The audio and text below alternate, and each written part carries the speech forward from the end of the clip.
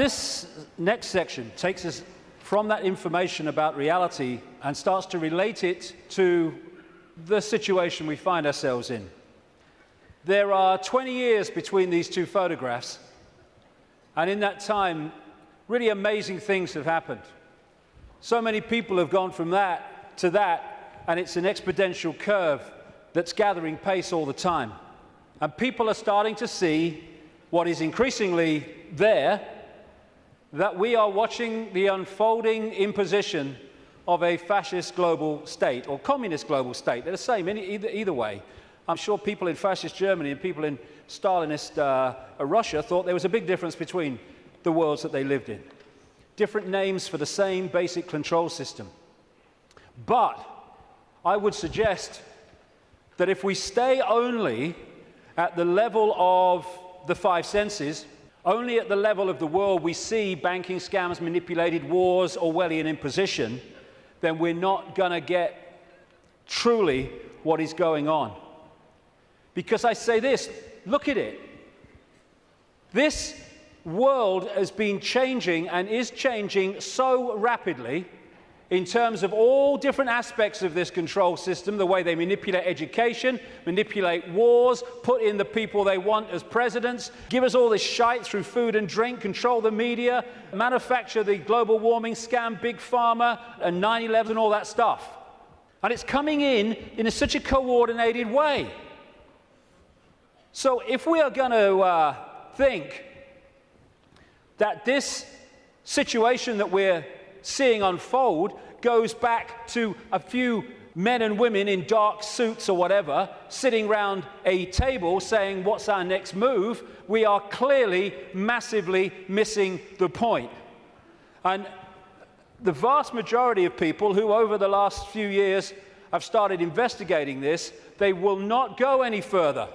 They will not go any further because, A, their belief systems won't let them, often their religious belief system, but also they are fearing what other people will think about them if they go into some of these areas I'm going to go into now. What people make of it is up to them. My right to say it is up to me. So yes, it's not just people sitting around a table somewhere in the world discussing the next move. There's the level where we see this unfolding in the news and what have you. Then there's this other dimensional, non-human level to look at, as I will in this section. Then there's the level of the nature of reality, which I've introduced already. And then there's this whole stuff about the moon, which I'll get into in this section too. And the rabbit hole doesn't end there. It goes deeper and deeper and deeper. And the deeper you go into the rabbit hole, the more we understand what the game is, the more we can change the game. And it's all about the control and programming of perception. That's the only way the few, and it is a few compared with the global population, that the billions can be controlled. Manipulating how we interact with reality, keeping from us that we are consciousness, putting us in these bubbles of our sense of limitation and I can't, manipulating the way we decode reality, and therefore making us see the world as the control system wants us to see it. That's the basis of all of it going through the day, because that's the basis of all of it going through the whole conspiracy. So yes, of course, on one level, it does manifest as dark suits sitting around a table discussing the next move. But that's still the play-out world of this conspiracy. It's not its origin. It goes beyond them into the advisors in the shadows, the Mandelsons in this country. Peter Mandelson, if he's not manipulating, he gets withdrawal symptoms, that man. And into the Rahm Emanuels, ditto, in America, the controller, handler of Barack Obama. It goes into deeper levels, beyond them, deep in the hidden secret society network. And eventually, it goes out of this dimension. And that's where this whole thing is really coming from. Beyond the frequency range of visible light. And it involves non-human entities. Some of them people call the greys. The main ones, I would say, and have been saying for a long, long time, take a reptilian form. They operate outside. They can come into visible light, but in terms of the reptilian part of this, they can't stay here for that long. So people say, why don't they just come and take over? Because they can't, or they would. They can come for so long, but their vibrational difference, incompatibility, means they have to leave. They can't stay for long, although there are technological ways they can stay for longer. And they operate outside visible light, and they manipulate this reality through bloodlines, interbreeding bloodlines that I'll come to. And we call them the Illuminati families. So, we operate with invisible light, but outside of that, sharing the same space, is infinite other worlds and realities. And if a so-called UFO comes into this reality, because it's coming into visible light from where we cannot decode, it just seems to appear out of flipping nowhere. Because what it's done, it hasn't actually come in, it's just changed its vibrational state to resonate with invisible light, and it's like, it came out of nowhere. And then how often do you see it? Honestly, mate, there was this bloody UFO, and it disappeared just in front of my eyes. What are you on, mate? You on the pop or what? What it's done is increased its vibrational resonance to go beyond on visible light. Therefore, to the observer, it disappears. It hasn't disappeared at all. It's left visible light. And this range of frequency we call our world is being manipulated from vibrational frequencies beyond it. And Satanism is a network within visible light that interacts with these reptilian entities in various ways I'll get to before the end of the day. Places or areas of the heavens that come up, Orion comes up again and again in relation to these reptilians. And in terms of non-human visitations, so does the Pleiades, so does, in terms of the reptilians, this area of the heavens they call the Draco constellation, which appropriately, coming through the word derivations, brings us draconian. And of course, draconian laws are the Orwellian laws coming in. Very, very appropriate. Sirius is involved as well. So, won't be able to get into this today, and there's a lot more to know anyway, but so is what happened to Mars, is all involved in this story, how it became the devastated place it was, but it is, but wasn't before. And when I talk about these areas of the heavens, I'm not necessarily talking about those places with invisible light.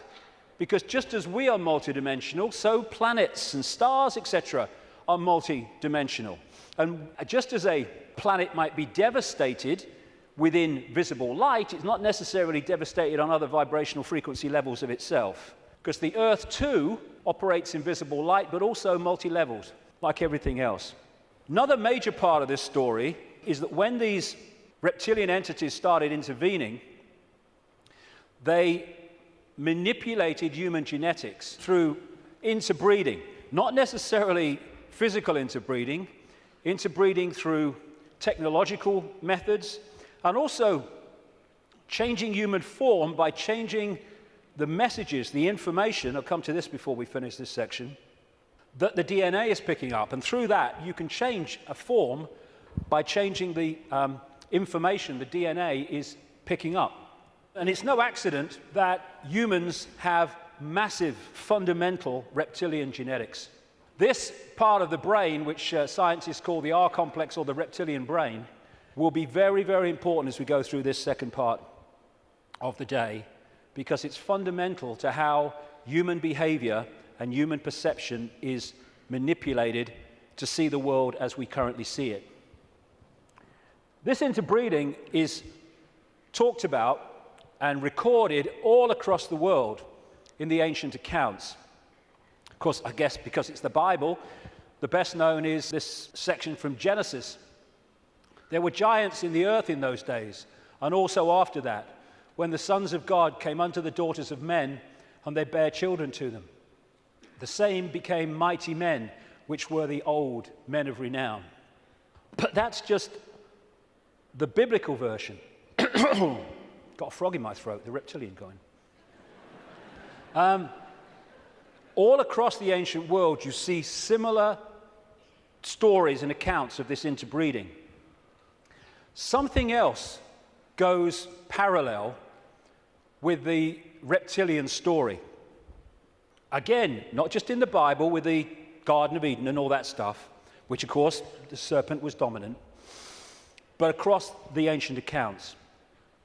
And that is the connection between the reptilian intervention and what we call the fall of man. And again, this is universal. And these themes will come together again and again as we go through this next part.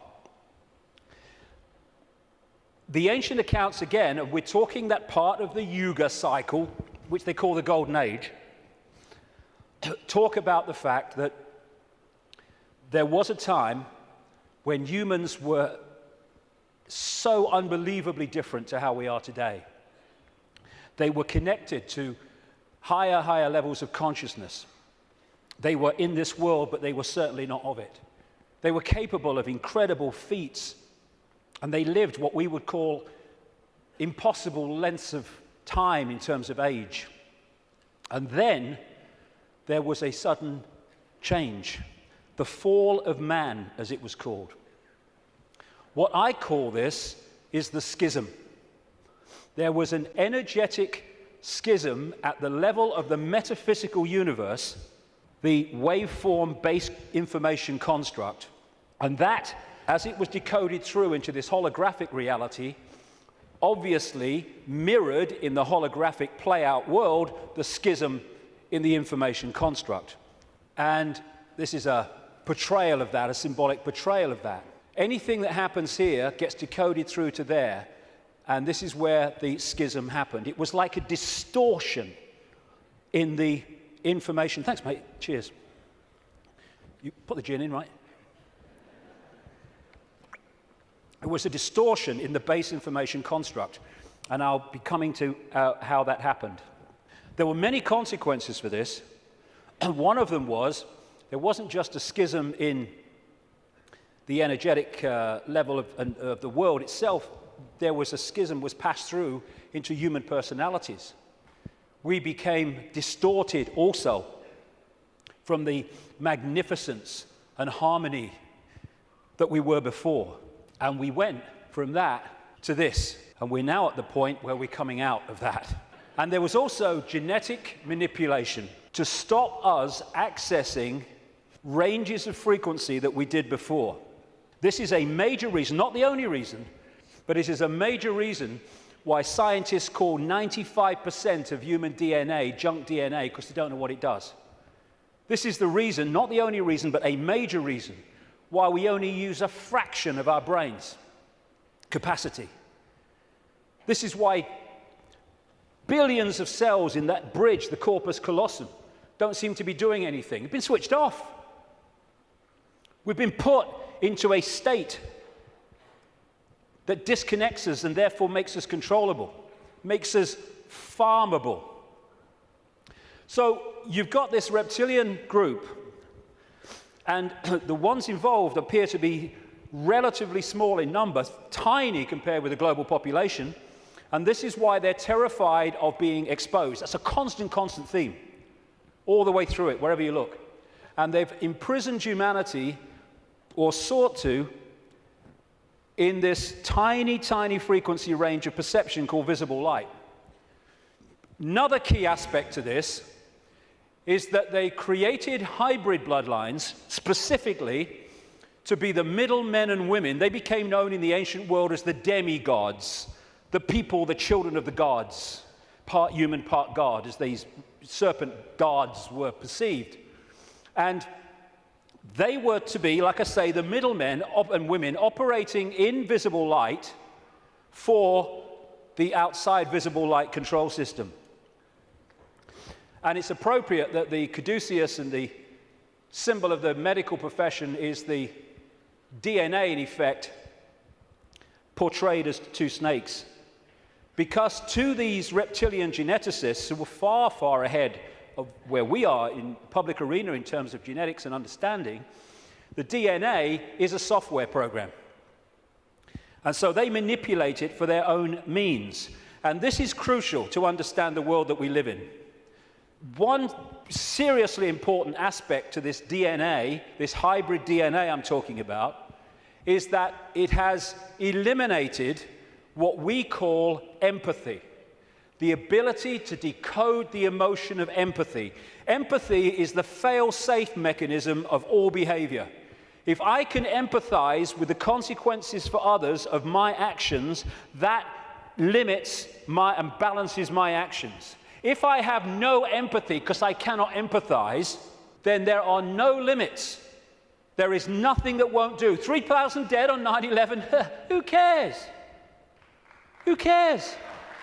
That's what we're dealing with. And this is vital to get across. If we look at this information on the basis of thinking I wouldn't do that, so they wouldn't do it, then we're going to miss the plot completely. Because that's not like that. No, you wouldn't do it. They would, and have no emotional comeback whatsoever.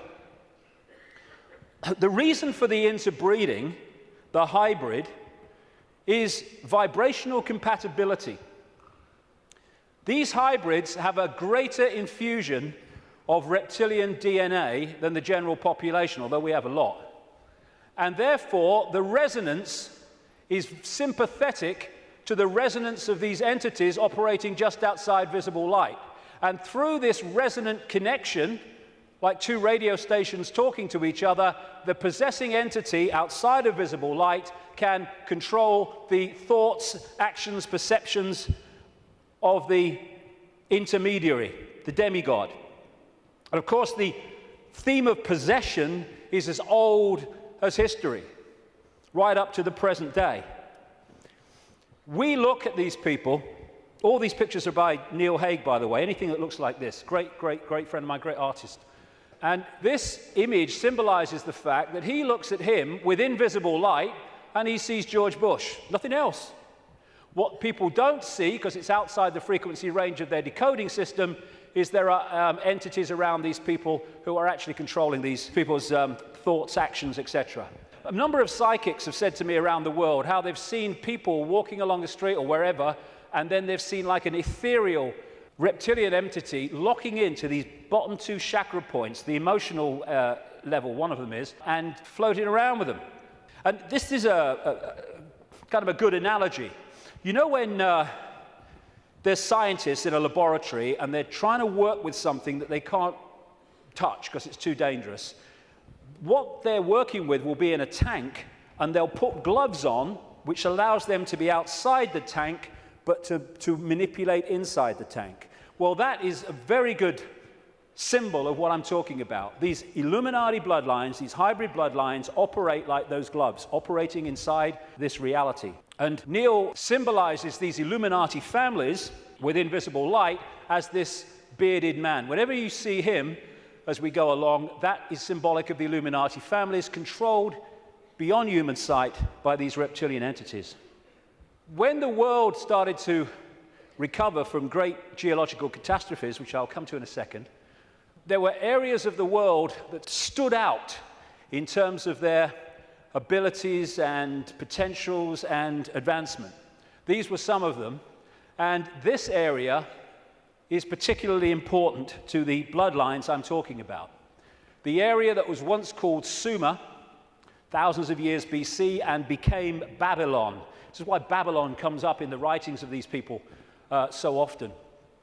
And it's Mesopotamia, the land between two rivers. They didn't invade Iraq just for oil or just for anything. They didn't invade it for one thing, but multiple things.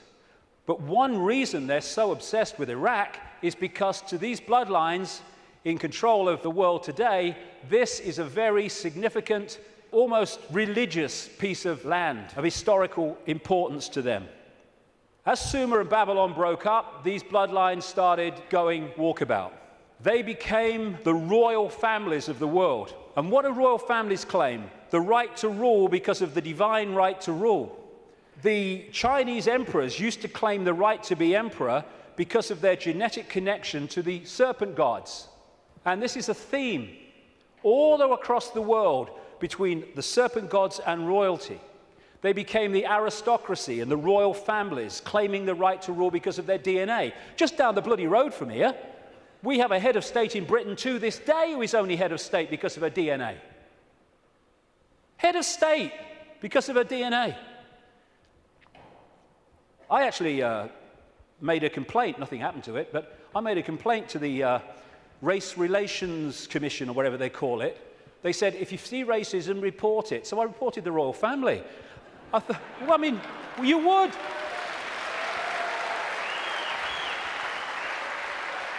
You would. Because they go, racism, we must stop racism. All these bloody politicians go, well, get down to Buckingham Palace then. You're saying you can only be head of state, not only if you're bloody white, effectively, but if you only come from the same bloody family. Ridiculous. Anyway, it's always been and it still is. And so these aristocratic and royal families moved on. Eventually, when the people started to rebel against overt royal control dictatorship, these families, some of them stayed in the royal families overtly, and there's still some around, like ours. But these families moved into politics, into banking, into business, and became the dark suit, but they still perceive themselves as royalty, as special, because of this genetic connection to the serpent gods. And through the British Empire, the so-called Great British Empire, and the other European empires, as these bloodlines moved up into Europe from the Middle East, etc., they exported these bloodlines all over the world. And we saw them in power in what we call colonization. But there's two types of control. One has a finite life, one can go on forever until it's exposed. The one that has a finite life is a dictatorship that the people under dictatorship can see, touch, and taste. Communism, fascism, apartheid. People know where they stand, and eventually, therefore, they will rebel against it because they know what they're dealing with. The greatest form of control is a control you can't see. Prison without the bars. You can't see the bars because you'll just sit there. People do not rebel against not being free when they think they are. And that's the idea of replacing the colony control with another kind of control called freedom. So what happened is, as these colonies, like the United States as it became, etc., and all the others around the world, as they were given independence, what was left out in those countries were the bloodline, under different names, the secret society network that manipulates the bloodline agenda, and those countries have gone on being controlled ever since. But because they have the ability to have a vote every 4 or 5 years, they don't realize they live in a tyranny. And that's how it works, the prison without the bars. And until it's exposed, it'll go on forever. And so these kind of people, especially the Rothschilds, they are major, major players in this. They are the middlemen for the manipulation of this reality from these entities mostly outside of this reality. And what they've created is like a global transnational corporation.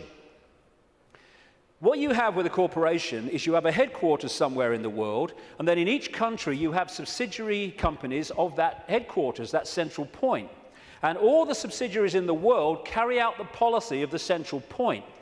Well, what these Illuminati hybrid family networks have done is create exactly the same, but instead of companies, they are secret society networks. So you've got the center of the web in Europe, for historical reasons, at operational level anyway, places like London, not the British government, the secret society center in London. In Rome is another one, the Roman Church, Rome, and other points in Europe.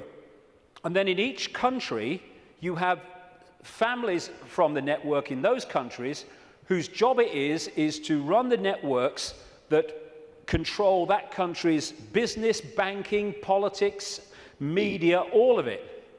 And so what you have is, from this central point in Europe, the center of the web, all these different places and countries all over the world then impose on their country what is being dictated here. And that's why, as I travel around the world, I see the same things being introduced in different countries at the same time, overwhelmingly justified by the same excuses. It's all a global network. It can be symbolized too as a web, like I say, with the Rothschilds real close to the spider, and all these different strands on the web are different secret societies, different semi-secret societies, transnational corporations, and all the rest of it. So when you see all these different names of these corporations that dominate the world in so many ways, and the pharmaceutical cartel, and the oil cartel, and all the rest of it, the biotech cartel, they're all different names or different masks on the same one face. And so you have this structure where Outside of visible light, you have the reptilian control system, comes down through the Illuminati families, and they control the people in power to push the world in a certain direction. Another way of looking at it here. You see, all these different people, these fight among themselves and all the rest of it, though if it gets out of hand, they get sorted. So these sit on the top of all these different countries. They control these different areas of their societies, and the people are then played off against each other. These buggers don't go to war, they tell these buggers to go to war. And if we stop going to bloody war, game over. But we do. Ridiculous. That's part of becoming conscious.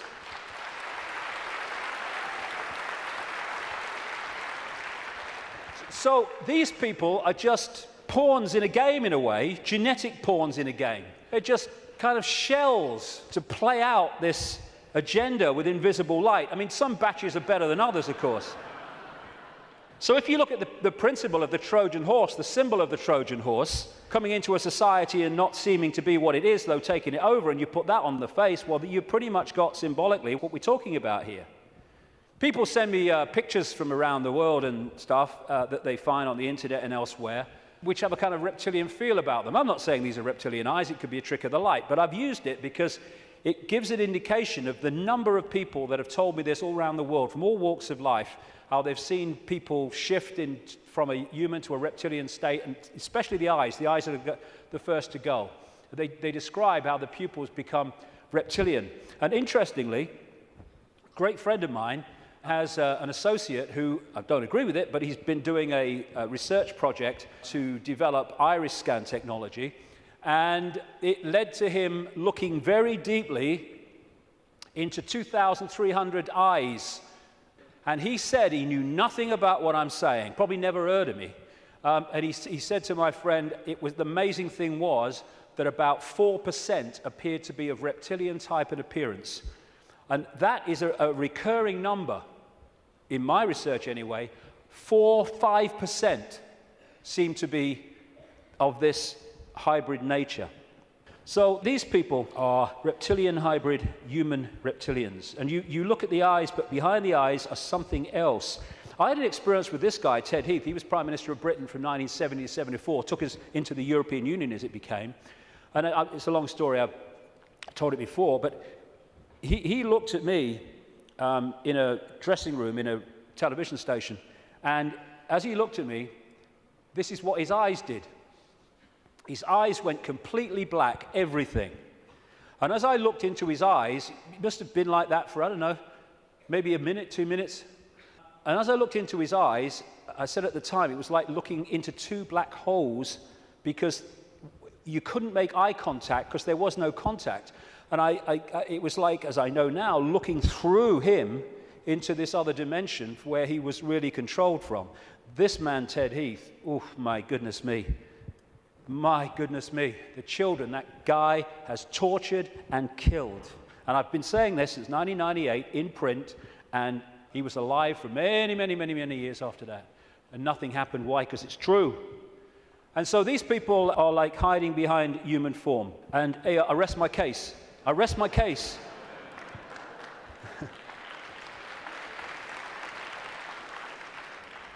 Ooh, you look tasty. And this lack of empathy in this hybrid DNA explains why these guys do what they do.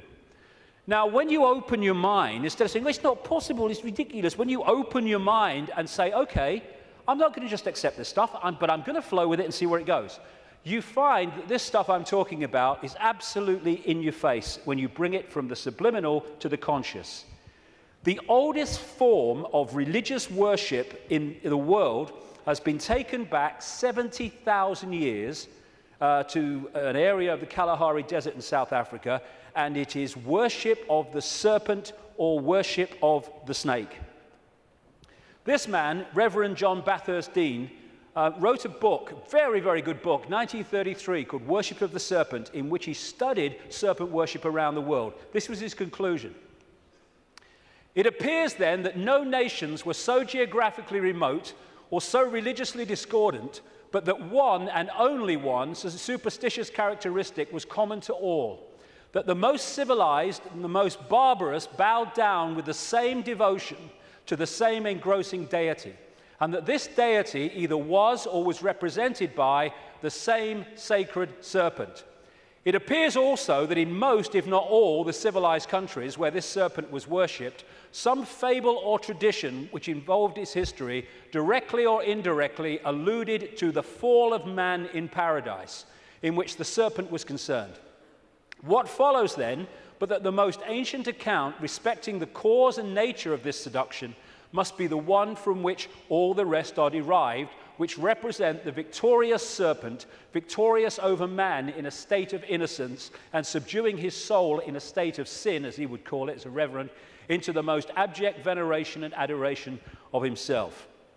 Like I say, wherever you go, it comes up. You find obvious representations of the serpent gods. These were found in graves of the Ubaid people that preceded Sumer in what we now call Iraq. These were the Nagas, the shape-shifting reptilian people of Asia. The Druids used to worship a serpent god called Hu. If you play that word through, Hu man becomes serpent man appropriately. The Egyptians used to worship serpent gods and represent their pharaohs as a result of that in this way. You had the cobra coming from the headdress there. You had the cobra head gear itself representing the snake. You had the belly of the cobra. The cobra is a constant common symbol of this serpent race. In Central America, you had Quetzalcoatl, the feathered serpent god, and the Mayan version of it was Kukulkan in places like Chichen Itza. Of course, right across Asia, Japan, China, etc., the very most dominant symbol of that part of the world is the dragon, which comes from this worship of the serpent gods. Folklore is full of serpent stories and what have you. When I first met Credo Mutwa, a long time ago now, he contacted me when I was going around South Africa, this Zulu shaman, the official historian of the Zulu nation, because he'd read in a book called The Biggest Secret that I'd introduced this reptilian stuff for the first time. And he said, Mr. David, how do you know? How do you know about the Chitahuri? And I didn't know about the Chitahuri. Tell me. And he told me the story of African history where the Chitahuri, which translates as children of the serpent or children of the python, had taken over the world in the very same way that other parts of the ancient world described it. This is a painting that he did of one type of this Chitahuri from ancient and modern accounts. And he showed me this called the Necklace of the Mysteries. It says a necklace, it's very, very heavy, copper, and it goes on your shoulders. How he keeps it on his shoulders, I'll never know, it's so heavy. And he uses it as the historian of the Zulu nation, the symbols hanging from it, to tell the story of Africa and the world in general. And pride of place on the front is a non-human entity with a willy in come and get me mode and a human woman. And I said to him, what's all that about? And he said, this is symbolic of the interbreeding of the Chitahuri and humans to create these hybrid bloodlines, these children of the serpent. And then I asked him, oh, by the way, that's copper now, but in the original, and this Necklace of the Mysteries, by the way, is mentioned in accounts 500 years old, and Credo reckons it's about 1,000 years old, and it has a flying saucer on it, very clearly, a flying saucer hanging from it, which the storytelling says that's how the Chitahuri came here. Anyway, this is copper now, but it used to be gold. Someone stole it, and they couldn't afford to put gold back, and that takes us to North Africa and Egypt, and the base story of the Egyptian myths, and that's the golden penis of Osiris, which all relates into this golden bloodline, this special bloodline. And when I said to Credo, why is it not reptilian? He said, because the Chitahuri, and this is a theme I've found all over the place, the Chitahuri said, you must not portray us as we really are. Some people did, most people didn't. They had to do it symbolically. So they made it absolutely, obviously not human, but not reptilian for fear of the consequences. And when I was writing the new book, Human Race, Get Off Your Knees, I came across a work in progress, I think it's finished now, by a man called Pierre Sabac. And he was producing a book called The Murder of Reality. And Pierre Sabac spent 7 years nearly pouring through dictionaries. He's crazy about words and derivatives, pouring through dictionaries and what have you, of all these different peoples and different languages and different eras.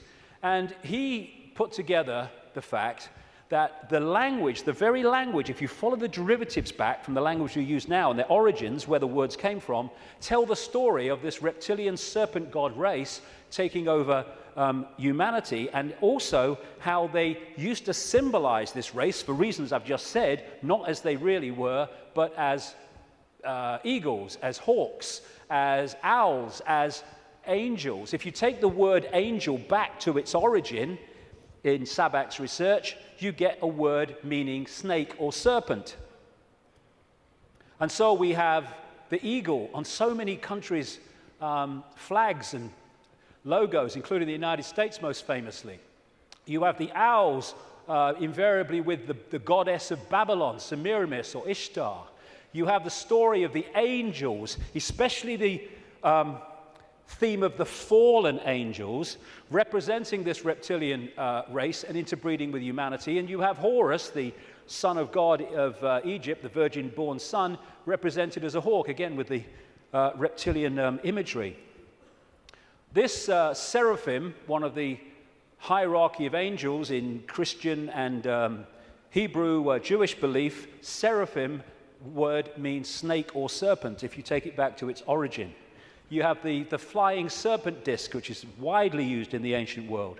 And another thing that they did was they symbolized the heavens as the upper ocean. We had the ocean that we have, obviously, and then you had the upper ocean, which was the heavens. And so they talked about the gods and the serpent gods coming in their heavenly boats through the upper ocean. And so you have a lot of marine symbolism, which doesn't relate to the sea, it relates to the upper ocean. And it's reading this. These bloodlines were known in the ancient world under different symbols and different codes, like children from heaven and earth, and children of the gods, children of the sky. And another big symbol of these gods, these serpent gods, were the watchers. They were called the watchers. This is widely found. And that's why there's an eye, as Credo Mutua confirmed, on that hand, on the necklace of the mysteries. That's the watchers, that's the serpent gods. And that's why we have the eye on top of the pyramid, the all-seeing eye on the dollar bill, and why that is a massive Illuminati symbol in the secret society network. They are the gods overseeing the pyramid of control. One way that they often symbolized these hybrid bloodlines in the ancient world was as part human, down to the bottom of the torso, and then the legs or the bottom part being a snake. You come across this a great deal when you research this stuff. This is all symbolic of this half human, half snake symbolism. Over and over and over again you see it. And the cobra, like I say, is very much a common symbol of these serpent gods, as is fighting the serpent gods and battles with them. Even the word Messiah comes from Mesa, the Nile crocodile, which they use the oil from the Nile crocodile to anoint the pharaohs. And even today in the British coronation ceremony, they symbolize that as part of our own ceremony appropriately. In the Bible, the devil is symbolized or described in reptilian terms. The old serpent called the devil and Satan, who deceiveth the whole world. He was cast out into the earth, and his angels were cast out with him. Fallen angels, again, the recurring theme. All these folk tales about kissing frogs and turning into princes, and invariably you get reptilian themes, all part of the same story. And people send me images from all over the world as a result of the information I put out. It's amazing how many times you see this symbol of reptile and humans, or part human, part reptile. Or overseeing the gargoyles in the palaces and castles and churches of this elite are symbolic of that. And of course, over the last, 20 years or so, there's been a massive reptilian symbolism in children's stories and children's entertainment. And then recently, you saw this, it's a quick one, this 16th century painting in the National Portrait Gallery of Queen Elizabeth I, they thought she was holding flowers because that's what someone had painted over. But with wear, what's underneath is coming to light, and this is a representation of it. It was in one of the papers, again, holding the snake, very, very appropriate. And these aristocratic families, which became the hybrids, again used reptilian, dragon, and all these other serpent images on their various coats of arms and what have you. And one of the centers, like I said earlier, is London. Not necessarily London, the great conurbation, but the city of London and the temple that runs into the city of London. The city of London, of course, being the great center of not just British finance, but global finance. And how appropriate that they, too, have the symbol of the flying dragon and the symbol of the Knights Templar Secret Society, a major strand in this web of secret societies, as the very symbol of the city of London. You pass these as you go into the city, of course. Another theme you find with images around the world is of serpents eating humans. And not nice, it isn't, of course, but they do eat humans. When these reptilians come into visible light, they use humans as their food, like humans use animals, cattle, sheep. And then you'll see the recurring theme all over the world. This is in Central America, the Mayan area. This is a painting by Credo Mutwa from South African myths of the serpent gods, the Chitauri, eating humans. And this is Alfa Romeo. What's it doing there? What's it bloody doing there?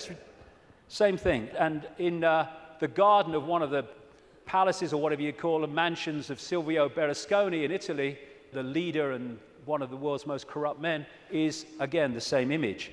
And outside of visible light, they feed off human energy, human emotion, especially, only low vibrational emotion, because that's all they can really access. And so they have to keep humans in a state of mental and emotional suppression so that we keep feeding out this energy, which they then absorb. And that will become relevant in the next section when I get into why pedophilia is so widespread among this elite. Because energy changes with the emotions we give out. When we give out love, it's a certain wavelength. When we give out hate, it's a very different wavelength. And the friend of mine in Japan became very well known for taking water, his name's Mr. Emoto, taking water, putting it in a container, and then he'll put words of love or hate or whatever on the side of it, because when you write a word, that word may seem in the decoded realm as a word you can see and read, but in the vibrational realm, it represents a vibration. If you could see the vibration of writing the word hate to writing the word love, it would be dramatic. In fact, you're looking at it. Because what happens is, after he's put the word on the side of the water, he then freezes the water really, really fast. I've seen his laboratory where he does it. And then he photographs the crystals. This is the crystal from a water that had love and appreciation written on it. This is the crystal that had hate written on the side of the water. And he's done whole books about this stuff with all these pictures in it. And this is the energy that these entities absorb when they're outside of visible light, which is most of the time. And therefore, they have to keep us in a state that keeps producing that. All this vampire stuff, because they drink human blood with invisible light because it carries the human genetic code and allows them to hold their vibrational compatibility with this reality for longer before they have to get the hell out of it. That's why they drink so much blood. And then there's this thing about shape-shifting, where, I've had a lot of, laughter and ridicule. So what's bloody new about this? And people say, well, you can't go from a solid body to a solid body and back again. And I'm saying, do you know? I agree with you. Of course you can't. But that's not what's happening, because there is no solid body. It's all happening as a decoding system. There is no solidity. So what shape-shifting is you have a situation like this, and the front dominating from our perception of observation energy field is the human one. So we look at George Bush or somebody, and we see a human. But sometimes, especially at times of high emotion, this shift can happen where the reptilian field comes forward. And as it does so, becomes the dominant one, often briefly, the observer now starts decoding that. And then it shifts back, and you start decoding this. And To the observer, decoding that shift, creating the holographic reality in their head, which is where everything happens, to their observation, someone's gone from a human to a reptilian and then back to human again. It's not, of course, shifting solidity. She's a hologram like we're all holograms, and they can shift. This is where shape-shifting happens, what we call physical shape-shifting, illusory, in our heads. So the road to tyranny began when these reptilians arrived. Before that, like I say, the world was very different. The golden age, the time when humans were just extraordinary before the suppression. And then came this energetic schism, this distortion in the information construct, which got played out into the holographic world as, on one level, as massive geological events with volcanoes and storms and what have you. And of course, symbolized by Noah and the Great Flood, though there have been many of these, not just one.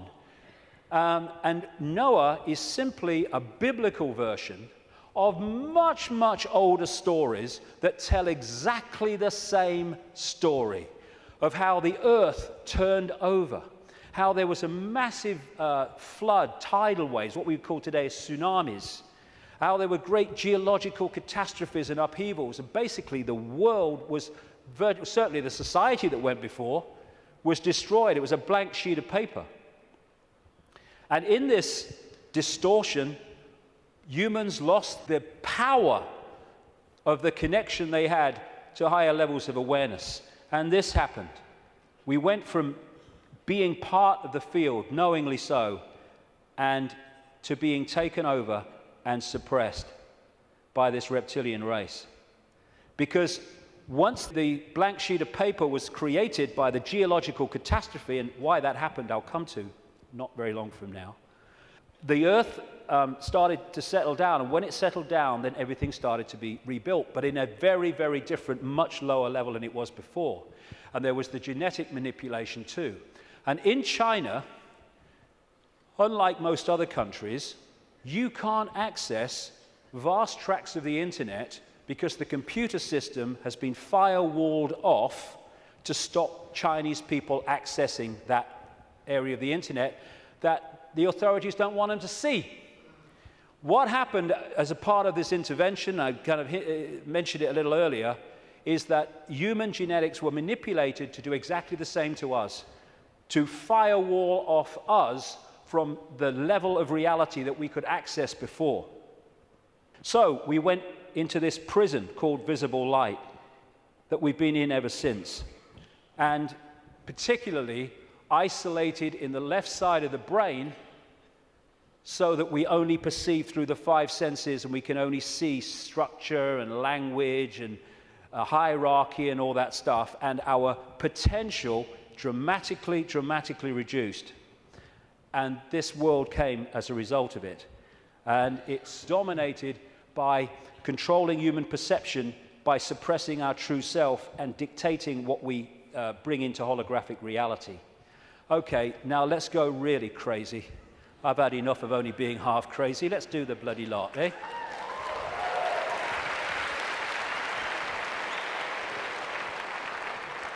What I want to say before I go into this is this.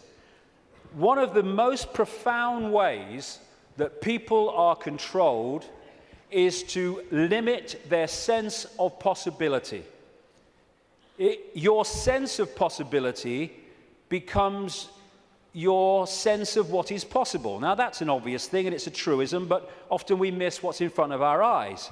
In other words, if you can program a sense of what's possible and make it narrow and incredibly limited, then when people come along and say, this is going on, these people say, you're bloody mad, that's not possible. Listen, no, you don't believe it's possible.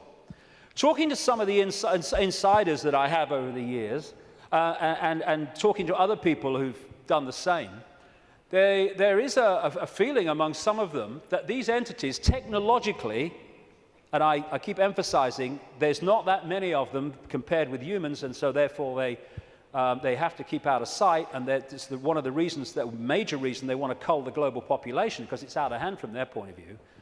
Well, stick around, it's going to be out of hand a bit more very soon. But they reckon, some of them, that this technology that these people are working with, these entities are working with, is like 10,000 years ahead of where we are. But that's a bit of a misnomer, because there's a line, like a Rubicon, of awareness of how reality works. And when you're this side of it, you are in a state of tremendous limitation. But once you cross it, by realizing the nature of reality that I've been talking about today, suddenly you can move very fast in terms of your ability and your potential and all the rest of it. But while we're here, they reckon they're about 10,000 years ahead. So we're dealing not with what we can do, but with what very advanced technological entities will do. Not spiritually advanced, intellectually, technologically advanced. What happened was that I was writing this latest book, and I sat down one morning. I've had one or two thoughts about this before, but they've come and gone. But I sat down one morning at the computer to start writing. And it was like, I've had this so many times in my life, in the last 20 years. It was like an energy field descends upon me, and suddenly I just knew the moon was not what it seems to be. It wasn't the heavenly body, the natural phenomenon that we believe that it is. And from that moment, information started to come to me in the five-sense world, pointing to exactly that. Again, we come back to that line 20 years ago. Knowledge will be put into his mind, and at other times he will be led to knowledge. This combination has been constantly repeating, and it gets more and more powerful. First, I get an insight out of nowhere. The moon's not real. Where's that come from? And then suddenly it starts. I went on the internet, and within 2-3 minutes, I was expecting to find nothing. I just put on a few words indicating the moon's not real in the sense that we think it is. And bingo, within 2-3 minutes or less, I'd found this book, Who Built the Moon, by two researchers who've written other books. One of them an investigation into Freemasonry. And this book details the extraordinary anomalies relating to the moon. And they came to the conclusion, and I absolutely bloody agree with them, and a bit more than that too, as I'll come to later, that this is what we're looking at. The geometrical connections and everything, and the mathematics and the relationship between them in terms of size and position is just mind-blowing. And what I'm suggesting, and I'm not alone over the years at this level of it, though I think I might be alone at the next bit, I'll come to in a second or a few minutes. I've been there before, I don't mind. Is that the moon is actually a hollowed-out planetoid by a very, very advanced race, and it was brought here to take the Earth over. And what they do, this seems to be a modus operandi. They bring these moons in, and as they bring them in, they fundamentally affect the Earth. I mean, the Earth is at the spin it is and is at the angle it is because of the moon. Massively so anyway, because of the moon. So when they come in, bingo, things change, and the society that was there before ain't there anymore. And then gradually they take them over in ways that I'll come to. So when the moon came in, and again, it's so important to come back from the holographic world to the base construct. We see a solid moon, yes, in the play-out world. But back here, it is an energetic construct in the metaphysical universe. And as it came in, and other things that happened, which I talk about in the book, it created this distortion in the information construct of the waveform information base of this universe. And as it did so, it was played out here in all this catastrophe and stuff that I talked about and the ancients talk about.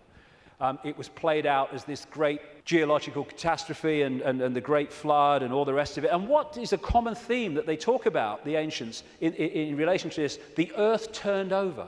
And you think, how the freaking hell can the earth turn over? Well, what happened? What happened when the moon came in, the earth turned over? It's at an angle that it is today because of the moon. And so the distortion brought an end to the world that was there before, and we basically went back to rubbing sticks together because of what happened. And that distortion was played out in the human mind, the human perception, the human psyche, and we completely changed our perception of the world and who we are, where we are. So in Who Built the Moon, like I say, I do recommend it, the way it looks at the anomalies and everything, and the connections between these three bodies. And these mathematical, geometrical connections only apply to these three bodies in the solar system. They don't play out against the other planets, just these three. And the moon is so perfectly positioned that because of where it is, when we have an eclipse, it is the same size as the sun. That's why we have the eclipse. And the authors of Who Built the Moon say this: the moon is bigger than it should be, apparently older than it should be, and much lighter in mass than it should be. It occupies an unlikely orbit and is so extraordinary that all existing explanations for its presence are fraught with difficulties, and none of them could be considered remotely watertight. When you go on and you say, where'd the moon come from, you get this story. And like so much in what we call science, that people take it as fact, it's actually a theory which repeated becomes fact. But then you go back and you find that it's a theory. And the first one is the moon was created by what's known as the whack theory, or the big whack theory. And that is that a Mars-type planet came in, smacked the Earth, great chunk came off, and became the moon. When the physics of that didn't work out, they came up with the double whack theory, where the Mars-type planet hit the Earth, bit comes off or whatever, and then the Mars-type planet thinks, well, I'll give him one with the right, I'll give you one with the left, comes back and whacks it again, the old 1-2. Talk about bloody desperate. And the truth is, and honest scientists will tell you, they have no bloody clue where the moon come from, and it shouldn't, by physics, be there. This guy, Isaac Asimov, a Russian professor of biochemistry, did a lot of writing on this sort of stuff, and he said this, quite rightly: we cannot help but come to the conclusion that the moon by rights ought not to be there. The fact that it is one of those strokes of luck almost too good to accept. Small planets such as Earth with weak gravitational fields might well lack satellites. In general then, when a planet does have satellites, those satellites are much smaller than the planet itself. Therefore, even if the Earth has a satellite, there would be every reason to suspect that at best it would be a tiny world, perhaps 30 miles in diameter. But that is not so. Earth not only has a satellite, but it is a giant satellite, 2,160 miles in diameter. How is it then that that tiny Earth has one? Amazing. Some scientists don't even talk about a planet-satellite relationship, but a planet-planet relationship. The moon's bigger than Pluto. The best explanation for the moon is observational error. The moon doesn't exist, that scientist said. Another one from NASA: it seems easier to explain the non-existence of the moon than its existence. And then we get the hollow moon. This is what I'm saying, and others have said, is that it's a hollowed out planetoid. In November 1969, the moon was hit by a lunar module to the equivalent of 1 ton of TNT. The shock waves built up, and NASA scientists said the moon rang like a bell. Maurice Ewing, a co-director of the seismic experiment, told the news conference, "As for the meaning of it, I'd rather not make an interpretation right now, but it is as though someone had struck a bell, say in the belfry of a church, a single blow, and found that the reverberation from it continued for 30 minutes. It got a bigger smack eventually, which I'll come to. Frank Press from the Massachusetts Institute of Technology, MIT, said that for a rather small impact to produce an effect that lasted for 30 minutes was quite beyond the range of our experience. This is a guy called Gordon MacDonald. He said in the early 1960s, it would seem that the moon is more like a hollow than a homogeneous sphere. And this guy from MIT said the lunar orbiter experiments had vastly improved knowledge of the moon's gravitational field and indicated the frightening possibility that the moon might be hollow. Now we'll come to this bigger whack. A launch vehicle struck the moon with the equivalent of 11 tons of TNT, and NASA scientists said the moon reacted like a gong and continued to vibrate for 3 hours and 20 minutes to a depth of up to 25 miles. Ken Johnson, a supervisor of the Data and Photo Control Department during the Apollo missions, told Who Built the Moon author Alan Butler that the moon not only rang like a bell, but the whole moon wobbled in such a precise way that it was almost as though it had gigantic hydraulic damper struts inside it. These two Russian scientists from the Soviet Academy of Scientists wrote an article in 1970 in Sputnik magazine in Russia, headed, "Is the Moon the Creation of an Alien Intelligence?" And all these years later, it indicates to the fact that they were right. What they point out, and others point out, is the outer surface of the Moon is extremely hard and contains minerals like titanium. Moon rocks have been found to contain processed metals, including brass and mica, and the elements uranium-236 and neptunium-237 that have never been found to occur naturally. Uranium-236 is a long-lived radioactive nuclear waste and is found in spent nuclear fuel and reprocessed uranium. Neptunium-237 is a radioactive metallic element and a byproduct of nuclear reactors and the production of plutonium. Some lunar rocks have been found to contain 10 times more titanium than titanium-rich rocks on Earth. Titanium is used in supersonic jets, deep-diving submarines, and spacecraft.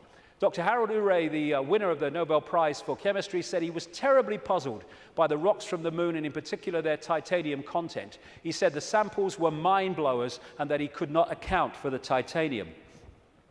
The two Russian scientists said in their article, if a material had to be devised to protect a giant artificial satellite from the unfavorable effects of temperature from the cosmic radiation and meteorite bombardment, the experts would probably have hit upon precisely these refractory metals. Refractory metals are incredibly resistant to heat and wear.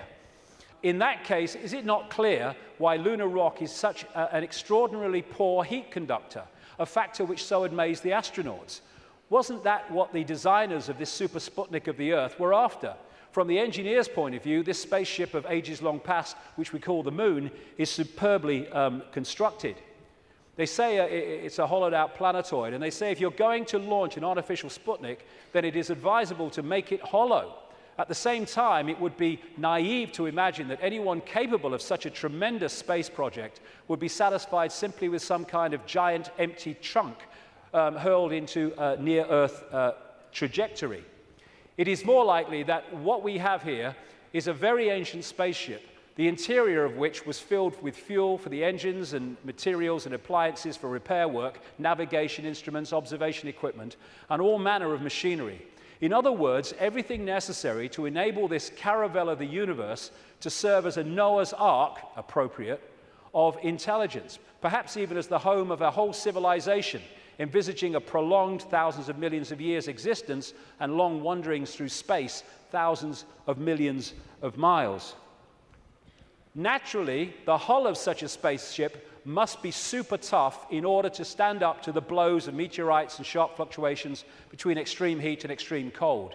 Probably the shell is a double-layered affair. The basis is a dark armoring of about 20 miles in thickness, and outside of it some kind of more loosely packed covering, a thinner layer averaging about 3 miles. In certain areas where the lunar seas and craters are, the upper layer is quite thin, in some cases non-existent.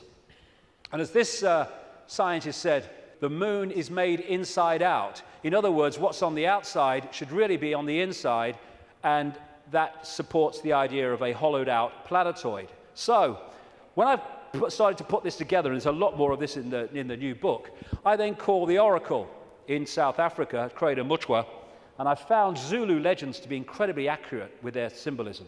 And this is the thing, symbolism. You get these anthropologists and people, they go around and they look at these shamans and these ancient stories, and they take the blooming things literally. Now, like I said earlier, we now have the tools which make it easier for us, because technology is mirroring reality, therefore we have the analogies. When these ancient stories were put together, they didn't have that. They had to try to get their point across in simple ways that people of that time could relate to. So they used symbolism. So when I read around Crater Mutwa, I didn't tell him anything that I'd put together or come across or thought. I just said to him, can you tell me any Zulu legends about the Moon? And he said, yes, we consider the Moon to be an egg. Now, when you take that literally, you say, the Moon's an egg, the anthropologists, the primitive people you know. But no, they symbolize it as an egg for a reason. And this is what he said. The legends, the Zulu legends, say that the Moon was brought here hundreds of generations ago by two brothers, Wawani and Umpanku, who were the leaders of the Chitauri. They were known as the Water Brothers and had, quote, scaly skin like a fish. Now, this story relates almost exactly to the stories found on ancient clay tablets in what is now Iraq, Sumerian accounts of the Anunnaki, a non-human race, I would say reptilian race, that came to the earth in the same way that other parts of the world, in the ancient world, talk about. And the Anunnaki, according to these accounts, were led by two brothers called Enki and Enlil. And at least one of them, Enki, was symbolized under another name too as in relation to water, exactly the same as this. Zulu legends tell of how Wawani and Mpanku stole the moon in the form of an egg, and this is why they symbolize an egg, not because they're primitive, from the great fire dragon and emptied out the yolk until it was hollow. They then rolled the moon across the sky to the earth and caused cataclysmic events on this planet. Zulu legends also say that the Chitauri threatened to move the moon if humans didn't do what they said because of the devastation that would cause. What the two scientists said about this 2-3 mile outer kind of protection, followed by a 20-mile impregnable layer, explains one of the anomalies of the moon, which the craters are pretty much of universal depth.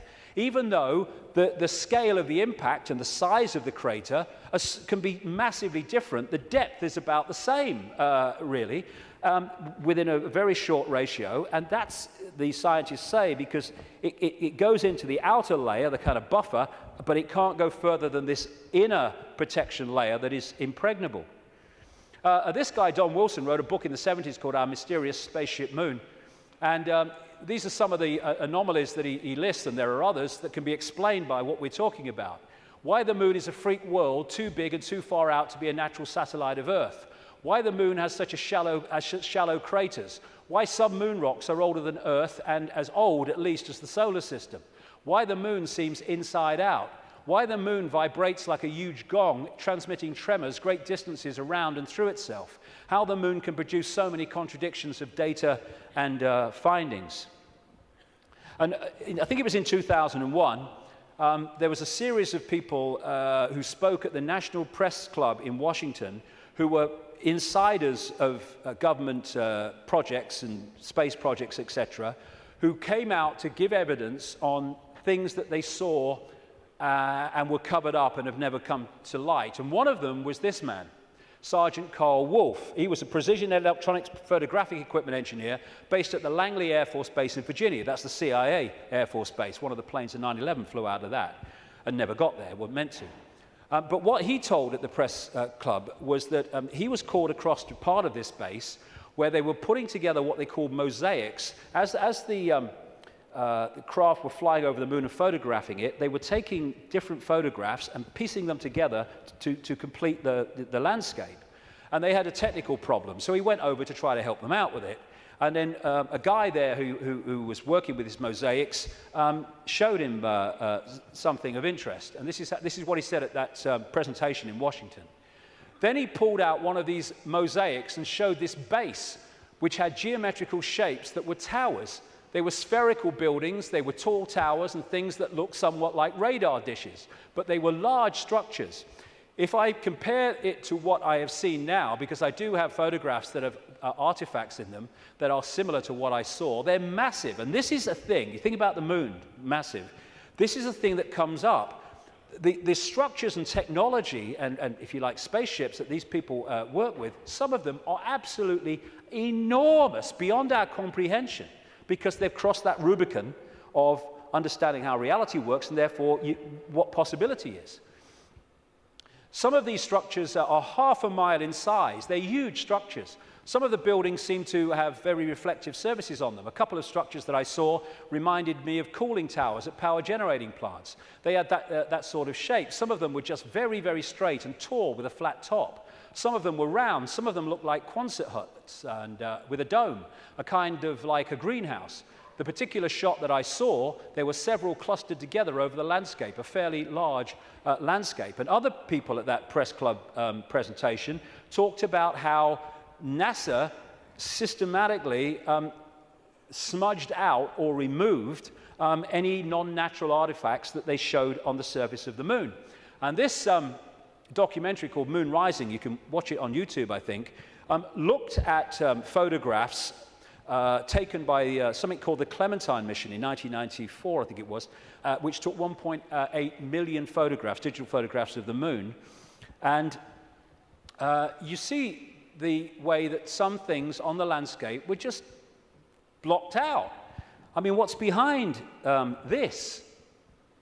There's loads of these things which they've blocked them out, and then there's this, which has been smudged out. If you take it from another angle, there it is. What the heck is that? One of the kind of astounding things in this documentary is that they said they took this picture to a photographic expert who's worked with NASA, and he estimated that this was 10 times the size of Los Angeles. Because you're dealing with phenomenal understanding of how to create this technology because of the understanding of reality. And whatever it is, it certainly doesn't seem to be natural. You've got all these other things kind of smudged out, and you can only see even the smudging in close-up. And what I came across when I was putting this together is the Death Star in Star Wars. Now, George Lucas, as I've been saying in my books for years, is a massive insider in a galaxy far, far away. I don't think so. I don't think so. This is much closer to home. And, of course, in the Star Wars movies, the Death Star it looks very much, of course, like the moon, and it was constructed to move in on planets and take them over in the same bloody way that I'm talking about in relation to the moon, and there's more to know too. In many ways, this is so symbolic of what we're looking at here, and that's no accident with George Lucas involved. And interestingly, this is Mimas, a genuine moon of Saturn, and there's the Death Star. I found that quite interesting when you put them together. Anyway, there was also talk, and more recently there's been further talk in the last few weeks, that one of the moons of Mars, Phobos, is a hollowed-out asteroid. This guy said a long time ago, in '63, chief of applied mathematics at NASA, that Phobos might be a colossal base orbiting Mars, and like I say, that's come back into the debate that it could be. And again, one of the Star Trek episodes was about a hollowed-out planetoid that became, in effect, a spacecraft, a world, and inside it. And so much of this science fiction that puts this stuff in our face as fiction ain't fiction at all. They're getting it from fact. So like I say, there's not just incredible synchronicity in mathematics and size and position between these three bodies, but as the authors of Who Built the Moon point out, there's great synchronicity between things like Stonehenge and other megalithic structures and these three bodies, particularly the moon. And one of the things they point out is that the measurement, which a guy called Alexander Thom came up with, an engineer who studied all these sites in Britain and Europe, like Stonehenge, called the megalithic yard, which is a kind of a certain length. And he said that all these major, especially Stonehenge and things like that, broke down into these megalithic yard mathematics. And what the authors of this book are saying is that the moon breaks down to the same mathematics. This is what they say. This all seemed very odd. The megalithic structures that were built across Western Europe were frequently used to observe the movements of the sun and the moon.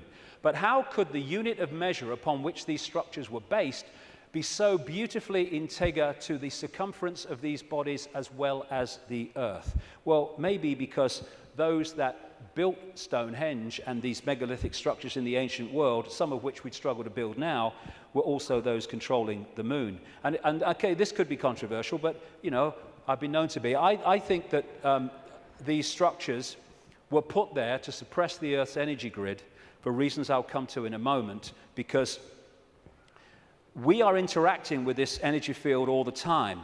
And how do you control all the fish at once? You control the sea they're swimming in.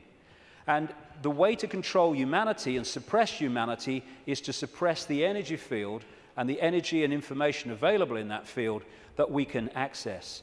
And these fantastic structures were not done by humans alone, let's say that. Now this is where I am probably alone for the moment. I don't think I will be forever, but there you go. When I was, I do this more in detail in the book, but I'm trying to connect dots here. What I came across when I was putting all this together, again, was something I've termed the moon matrix. The first section today is absolutely crucial to understanding how this can work. The moon matrix is a broadcast frequency coming from the moon, which has, in effect, hacked in to the human body computer and to the virtual reality universe in general, and has created a sub-reality within the wider virtual reality. Because, I keep saying it, but it's important, we see the moon as physical, but actually its base construct, like everything else in this reality, is waveform information.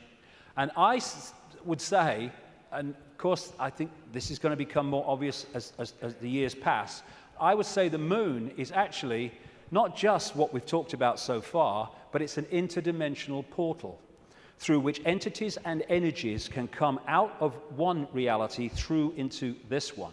It's their means of entry.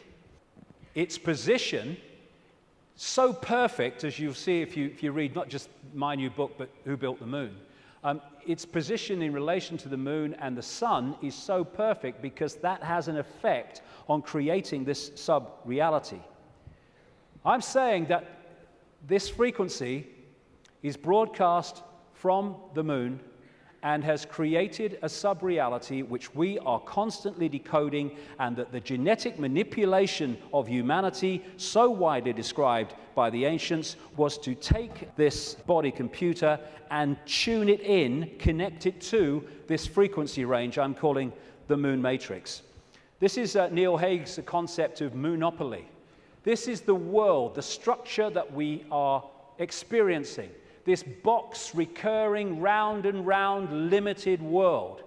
And I am suggesting that we are being massively influenced. In fact, we have been turned into a hive mind by these broadcasts, which are holding us in a sense of limitation, to the point where it operates as a default mechanism.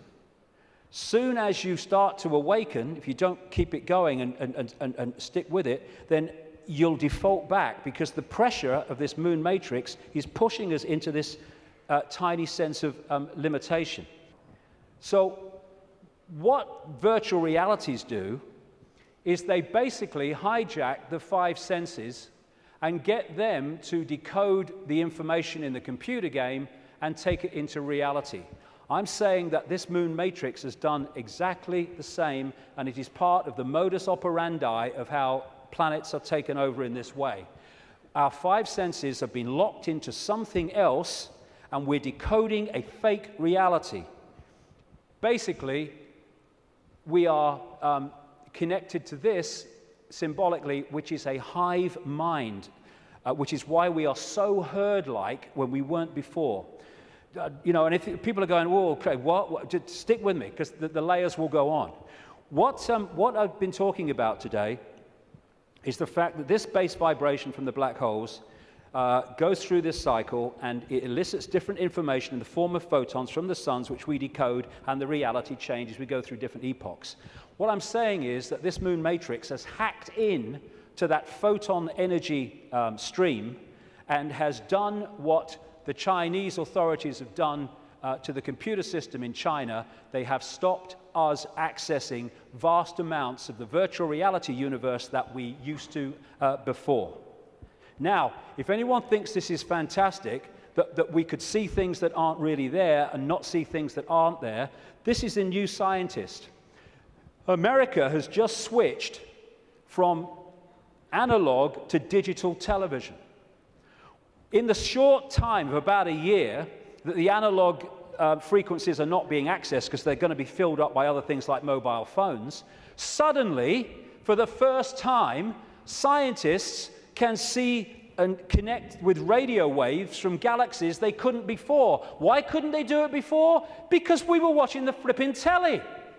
Prior to the switchover in America, naturally occurring radio waves at frequencies between 700 and 800 megahertz were obscured by analog TV signals, preventing astronomers from investigating the universe using this band. The freeing up of this bandwidth is a once-in-a-lifetime opportunity to see galaxies in this range. Now, you imagine what is capable by this high technology in blocking frequencies so we can't perceive what's there and we perceive things that aren't there. That's what this is doing, I suggest.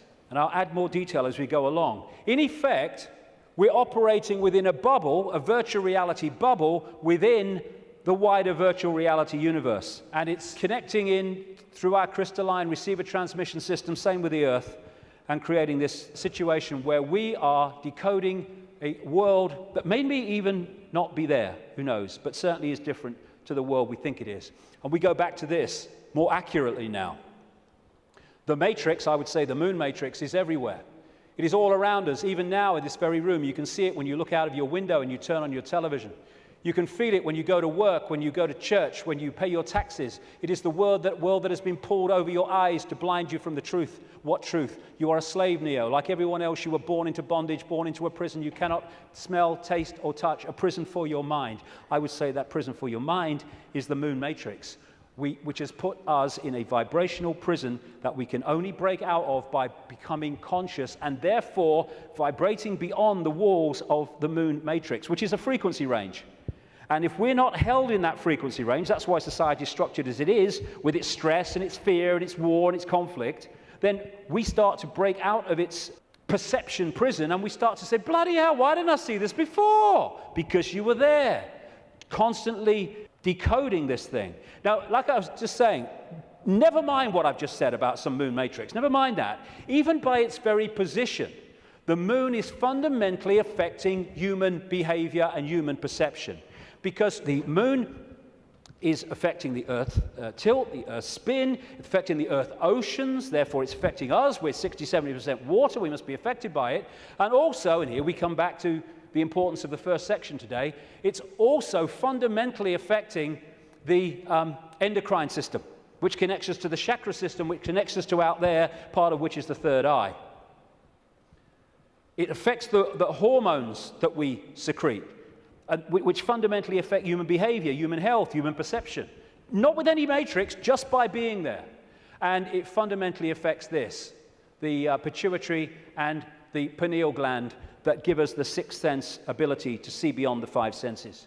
And what it has done, it has shut down, in so many people, on purpose, the third eye, which in our previous pre-domination mode, we used to perceive vast areas of reality beyond which we can now.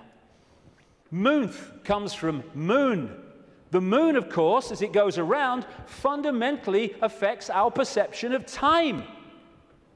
We have moonths because of the moon. It's a monarchy. It's a hybrid monarchy. And one of the major ways they control us, seems to be a modus operandi again, is money, controlled by the Rothschilds. Now, I saw a film some years ago called They Live. It was a B movie, and it was not just produced and directed. He wrote the music, every bloody thing, by a guy called John Carpenter. You follow John Carpenter's movie-making history, and you will see that he bloody knows a great deal. He'll say he doesn't, he bloody knows a great deal. He does movies and horrors and Satanism and all this stuff, and he did this movie called They Live, and I thought it was very symbolically accurate when I first saw it, but now it's unbelievably accurate. For those who haven't seen it, you go on YouTube, put John Carpenter They Live in, you can see it in sections still today. The story was this. It was set in the future, but the future was about now, because it was a few years ago now.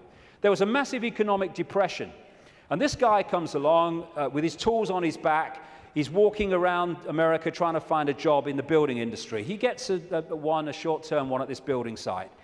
At the end of the day, one of the other builders said, "Do you have anywhere to stay?" Because there's a massive economic depression. People are living in tent cities and corrugated iron makeshift villages on wasteland. Exactly what's happening in America now, incidentally. And he's now having nowhere to stay. So anyway, he goes back with him to stay at this corrugated iron tent little village thing on the wasteland. And he starts getting interested because there's things going on across the church, across the way, that seem very strange to him. And the villagers mocked up some kind of television in a kind of Heath Robinson way. And when they're watching the television, suddenly it breaks out of the main channel, and there's just a man's face on the screen saying, "They're here, they're controlling, you don't know," all that stuff. And then there's a police state raid on this village and on this church, and they bring the bulldozers in and the police and the helicopters, and they destroy the village. And this builder guy gets away, and he comes back, and he goes snooping around the church, and he finds some cardboard boxes. And he grabs one and runs into a back passage behind buildings, and he opens the box wondering what's in it. And there's sunglasses. And he's disappointed. Sunglasses? What are all these sunglasses in a church for? So he thinks, "Oh, I'll have one." He puts them in his pocket, throws the others away, walks off into the street. And that's where we pick him up. When he puts these sunglasses on, suddenly the world looks very, very different. It looks like this. He starts to realize that there are people that look human to his naked eye that are anything but human when he puts these sunglasses on. Not only that, where he's seeing adverts with his naked eye, drink Coca-Cola, holiday in Jamaica or whatever, what he can see with the glasses on is subliminal instructions: conform, stay asleep, consume, watch TV, submit, and all the rest of it. All on levels that he can't see. Other people who haven't got the glasses, they're interacting with various people, but he can see are not human. He looks at the president making a speech. He's not human when he looks at him through the glasses. Same with a number of people in law enforcement. Newsreaders were the same. And where it goes is that at the end of the movie, they realize that the reason that people cannot see without the glasses, what he can see, is because there is a frequency being transmitted from the top of a television tower, which is preventing the population seeing what they would normally see if that frequency wasn't being broadcast. And what they do is they break the broadcast frequency, they stop the dish working, and people are sitting in bars, and suddenly they can now see the guy next to them's not human. What a bloody laugh that would be, wouldn't it? And there's people out having sex and then realizing, "Hey, I didn't really come home with you." Tell you the funny thing, a lady in Canada told me this story happened to her. I spoke in Canada years ago now, and I met this lady. She was a power-dressing businesswoman, very of this world. But she'd had this experience, and she was shaking when she told me the story. She said that she got this boyfriend who had a dark side, she said, that he knew about and he was trying to deal with. And they come home, and they go into the bedroom, and there was a shelf at top of her bed, and standing there was the book, The Biggest Secret, which for the first time I introduced this reptilian thing. He then goes crazy, she said, when he sees the book. And he got her to throw it away. "Oh, what are you reading that rubbish for?" and all that stuff. Mind you, he's not alone in that. And then they start having sex, and he's kind of on top of her. And she said, "I had my hand on the bottom of his back, and suddenly he started getting very, very violent, and I started getting frightened." And she said, "Then my hand was pushed back." And she said, "I looked over his shoulder, and my hand had been pushed back by a tail. He sprouted a tail." She said, "I screamed, threw him off, and for a second or two in front of me, he was totally reptilian, and then morphed back to human and ran out of the house, never seen him again." But these bizarre stories that are bizarre to our reality, I've been told all over the world by people from all different walks of life, people in the Swiss banking system and all that stuff, all different kinds of people.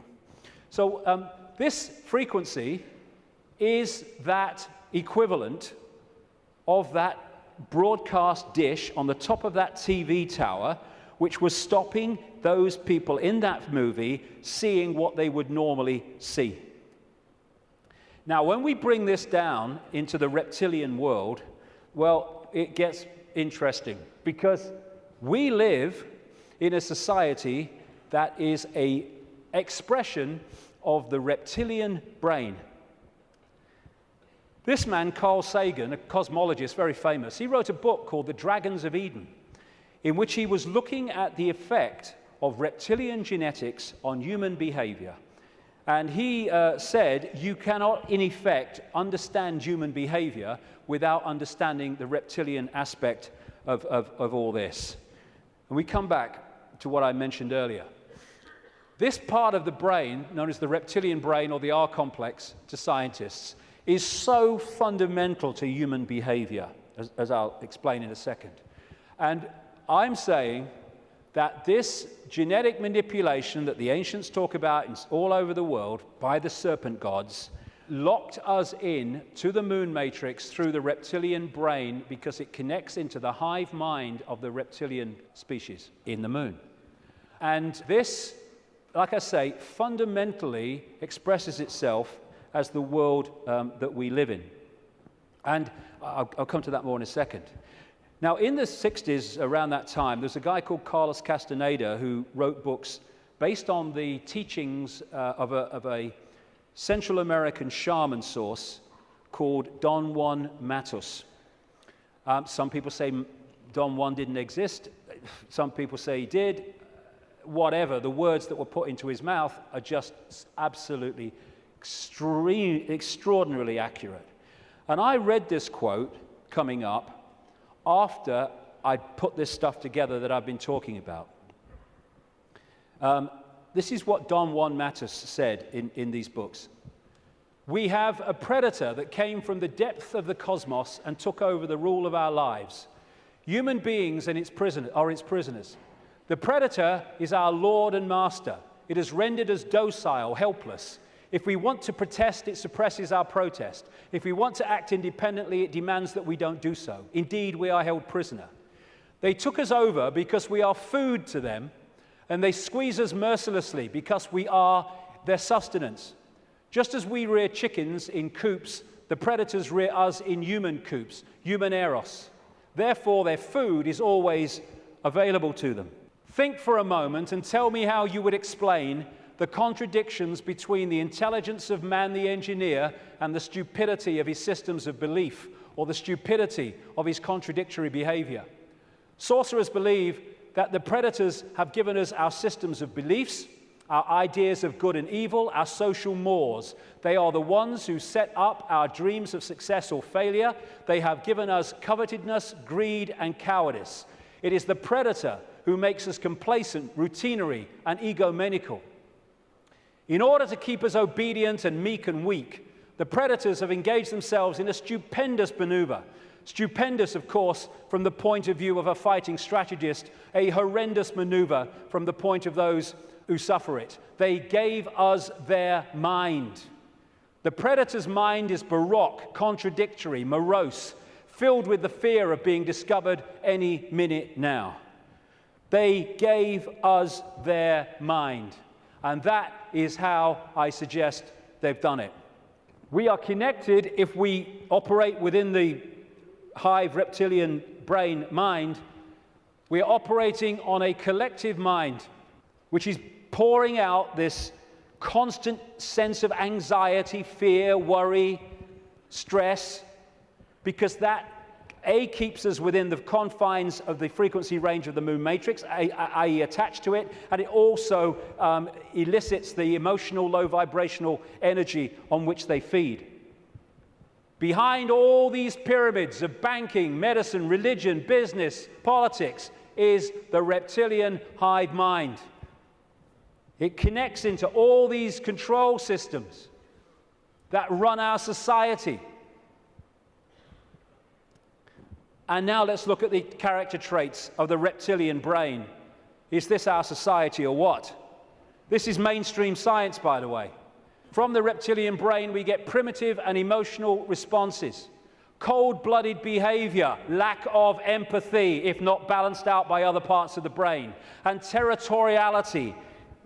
This is mine. Get out. A desire to control, an obsession with hierarchical structures of power. Aggression, might is right, winner takes all. And it is dominating our sense of reality and our reaction and responses to events and other people. This is the word that sums up the reptilian brain: survival.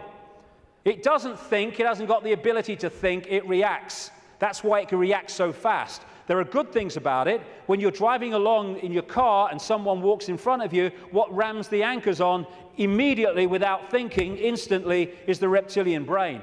But when that starts to impact on other parts of our behavior and our lives, then it becomes a very negative thing indeed. It is the reptilian brain and its fear of not surviving. It's always scanning the environment for threats. Not just physical threats, but threats on other levels of our experience, which I'll explain in a second. And therefore, the targeting of the reptilian brain and the constant triggering of it is what gives us this constant fear, this constant stress, worry that goes on in all areas of our lives. Will I meet the rent at the end of the month? Oh my God, will I lose my job? Oh my God. And the more that we can be put in fear, here we go, the more we operate in the reptilian brain. That's why we're constantly given reasons to fear and to be anxious. Be afraid, be very afraid. The big bad monster's coming as soon as we've invented him. And when he's gone, we'll have another. Terrorism, global warming, swine flu, the economy, I don't look like her, I don't look like him, Constant reasons to fear.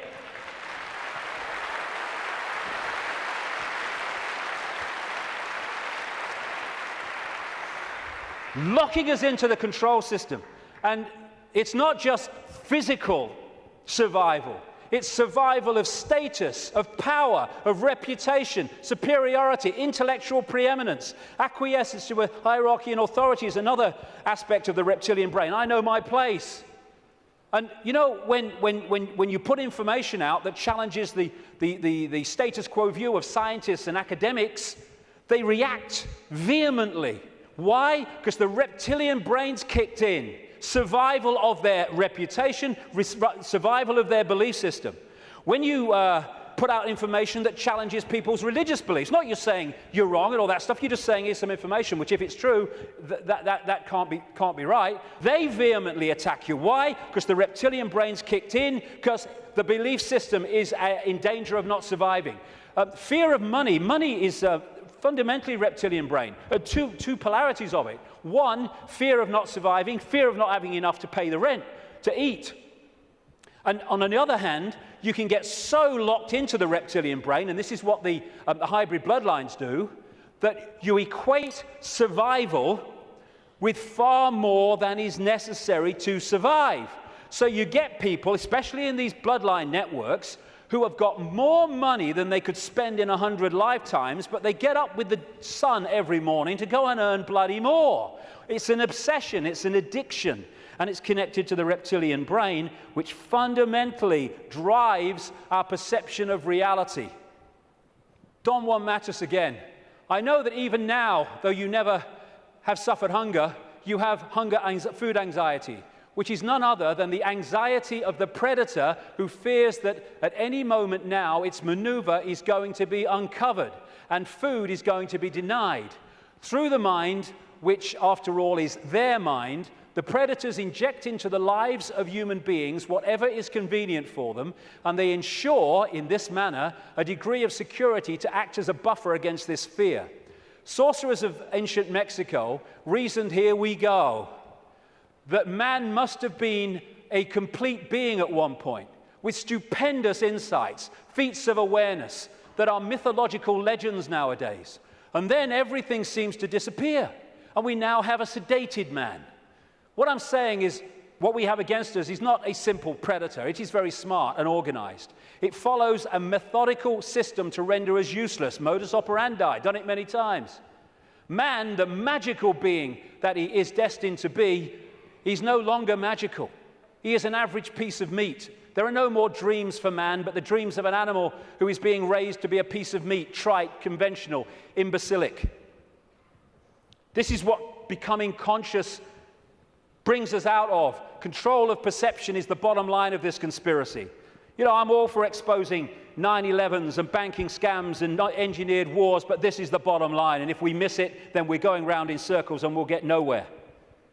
Interestingly, the Zulu legends say that before the moon came, they used to worship the sun as female. And then everything changed. This change from perceiving the sun as female to worshipping it as male made possible the creation of warlike kings that took what they wanted by force. Everything changed when the perception of the sun changed. And the perception of the sun changed when the moon matrix kicked in and changed our perception of everything. And in so many ways, this Avatar movie, I'm not saying Cameron symbolized it like this, I'm saying what it symbolized to me. The blue people, who were in total harmony with everything else, I'm saying to me are symbolic of humans as we were before the predator came. And then the American troops with their high technology, let's kill people, we want these resources, so let's just go and get them and destroy everything to do so. They symbolize to me this reptilian intervention. And they even have in the Avatar movie, of course, the concept of the possession of the blue people so that they could infiltrate their society while outwardly looking like they do and not being known to be who they are. These reptilians look down a different timeline to us because they're on a different wavelength. They're able to see further into what we call the future than we are. And therefore, if you access this network of secret societies, especially the inner circle, you can access the projected future of human society which this is planning.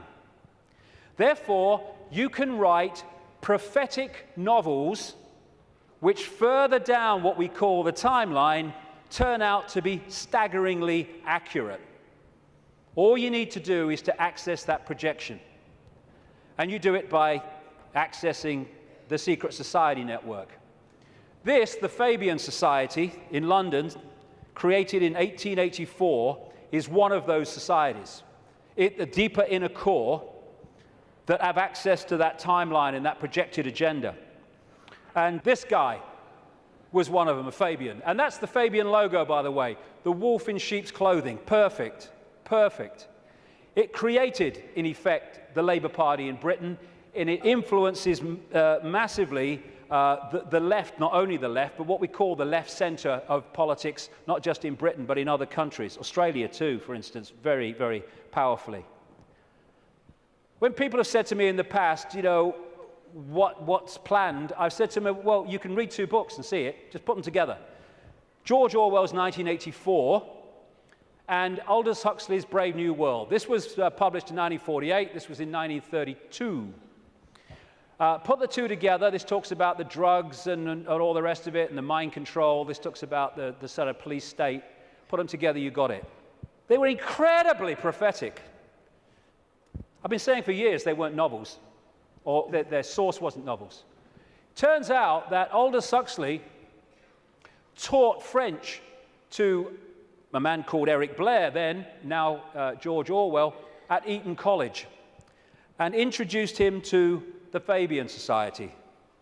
And this was the knowledge base, plus no doubt others connected, where they got these concepts. And what they said all those decades ago, Huxley's case 1932, is now happening in incredible detail. And it seems that Orwell rebelled against what he heard and wrote 1984 to try to expose it. And some researchers suggest, they may well be right, that he called it 1984 when it was set kind of about now, because 1984 was the 100th anniversary of the creation of the Fabian Society. We've reached a point where these entities and their hybrid bloodlines, the Illuminati bloodlines, they think the takeover of humanity is almost complete. And when you look at it, it may seem to be that that's the case. They think the game is over. It's gone so far. They must be bloody joking. These people...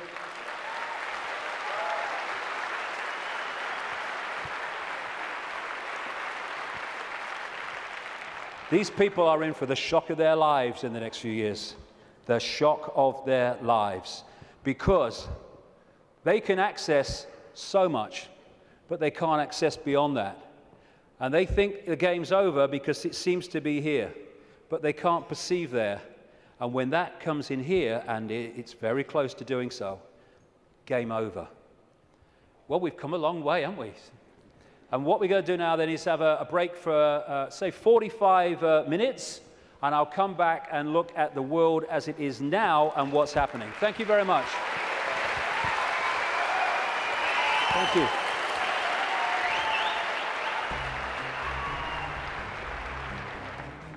Very good so far, yeah. The reason I'm here basically is to find out exactly what's going on in the world and find out exactly what the hidden conspiracy there is that's going on today, basically. It's not just David Icke that's saying this stuff about the moon. There's Alex Collier, the Andromedan contactee, who says that the moon was towed here from Ursa Minor, which is near the Alpha Draconis star system, by the reptilians. I don't think he's necessarily said anything that I haven't known already, but he's very eloquent, and he's put it together in such a beautiful package that it just makes it very easy for anyone to understand. I just like the way David puts things across. You know, he's not afraid. He's not afraid. He's got no fear in him whatsoever. Doesn't give one iota about what people think, and I think we can all learn from that, definitely.